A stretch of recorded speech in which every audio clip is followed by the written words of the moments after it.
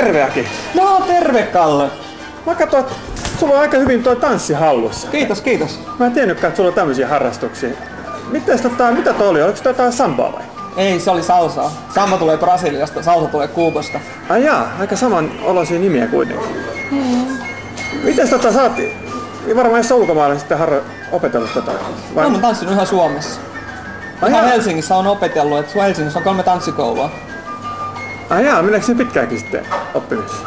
No, jos nyt rupeat tekemään, niin 2 kuukauden kuluttua sä osaat jo ja puolen vuoden kuluttua sä voit tulla tänne tanssimaan noiden tyttöjen kanssa. Ei varmana. Joo. Niin sulla on jotain aikaisempaa tanssikokemusta? Salsan harrastuksen voi aloittaa tanssikoulujen tunneilla. Helsingissä on 3 salsaan erikoistunutta tanssikoulua. Myös eräät urheiluseurat järjestävät salsan opetusta.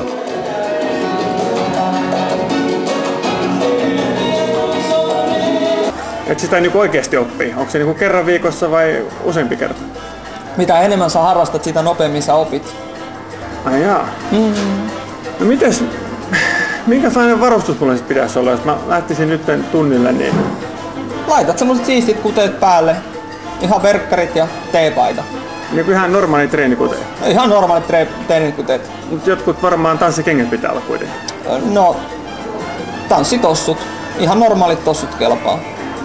Jaa, no ja sitten kun tuut ravintolaan, niin laitat tämmöset vähän hienommat vaatteet päälle, niin se on siinä. Just tommoset. No. Salsa on iloista ja liikunnallista tanssia. Se sopii kaikille ja on hyvä kuntoilulaji. Tunneilla harjoitellaan rytmiä, vartalon käyttöä ja askelkuvioita musiikin säestyksellä.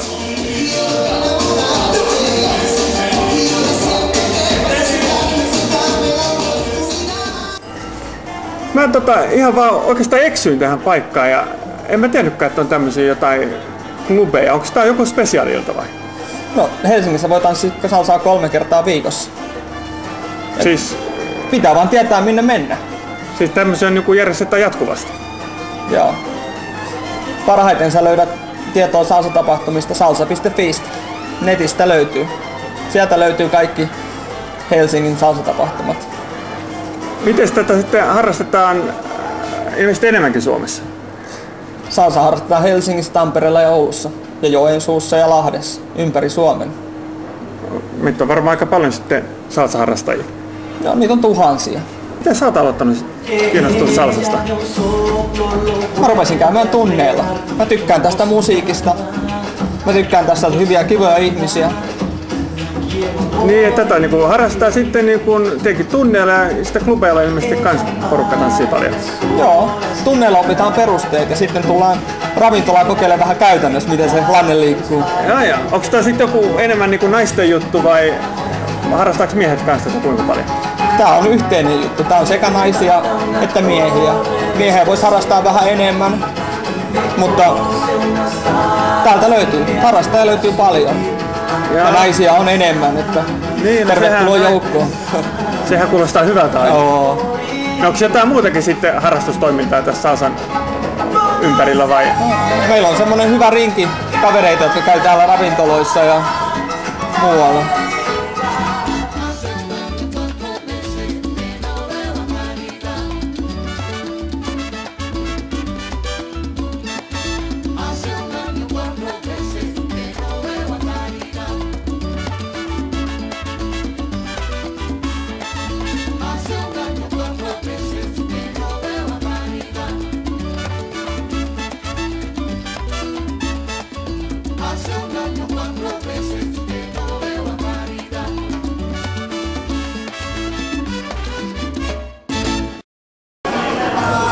Terve taas Aki. No terve Kalle. Täytyy sanoa, että on aika hauska näköistä toi teidän salsatanssi. Joo, se on semmoista miehen ja naisen peliä. Siinä on ihan hyvä tunnelma kyllä meneillään. Mites, oliko toi Kuubasta toi salsa vai mistä se on? Joo, se on sieltä Karibialta. Siinä on rytmiä, jotka tulee Sonista. Se on kehittynyt aikojen saatossa. Itse nimitys tulee 70-luvulta. Silloin ruvettiin ensimmäistä kertaa puhumaan salsasta. Siis Sonista, se on joku oma tanssi Soni vai onko se joku? Joo, Soni on semmonen tanssi, että mennään naisen kanssa tälle lähekkäin. Sä näet sitäkin vielä tänä iltana.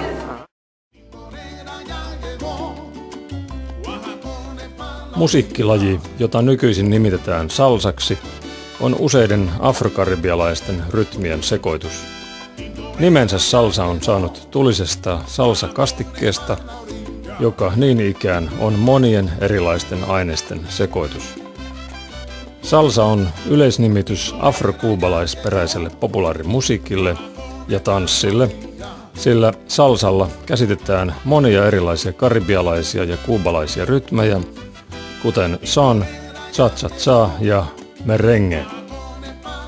Rytminsä ja tyylinsä salsa on saanut kuubalaisesta sonista, son cubanosta, joka syntyi Itä-Kuubassa Orienten maakunnassa 1800-luvun lopulla ja valloitti Havannan 20-luvulla sekä myöhemmin 30- ja 50-luvuilla koko maailman.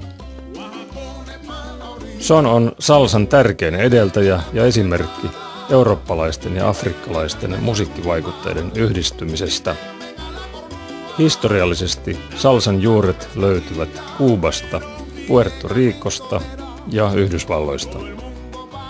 Nykyiseen muotoonsa salsa kehittyi 1960-luvulla New Yorkin espanjalaisessa Harlemissa, jossa joukko muusikkoja ryhtyi sekoittamaan rytmejä ja soittotyylejä. Muusikot tavoittelevat jotain uutta ja erilaista soundia, joka kuitenkin säilyttäisi afrokaribialaisten rytmien vahvan tunteen. Näiden kokeilujen tuloksena syntyi uusi musiikillinen tyyli, jossa on vaikutteita kuubalaisen musiikin lisäksi muusta karibialaisesta tanssimusiikista sekä newyorkilaisesta jatsista. Salsa tuli Eurooppaan 70-luvulla ja on kehittynyt nykyiseen tanssia korostavaan muotoonsa 80-luvulta lähtien. 90-luvulla salsan rinnalle alettiin puhua myös timbasta.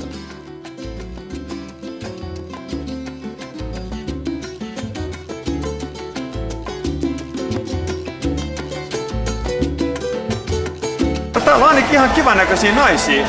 Sitä se on motivoi. Onhan se yksi hyvä motivaatio, mutta salsa on myös hyvä kuntoilumuoto.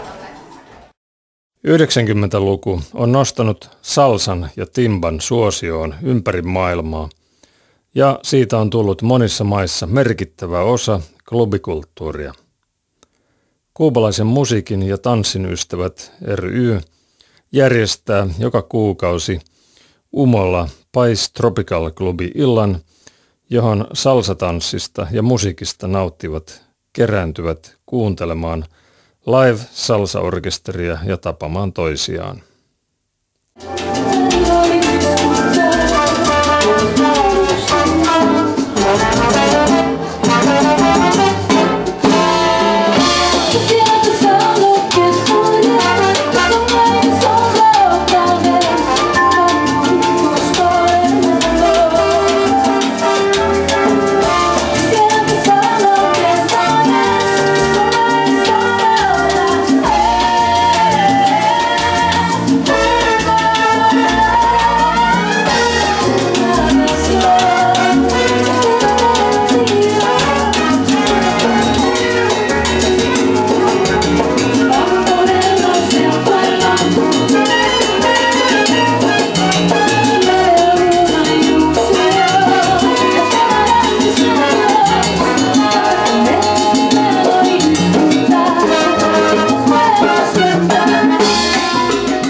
No mites jos mä halusin alkaa harrastaa tuota salsaa, niin miten mä oikein pääsin alkuun?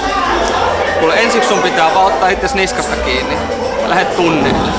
Helsingistä löytyy salsakoululla tunteja joka päivä.